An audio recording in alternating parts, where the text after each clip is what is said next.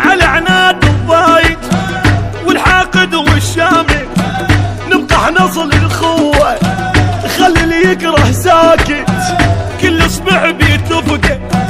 افزع بيش تلقاه جاش نهي اي ننهي ما نخلي عدل بيها، حزم الروح للمسجد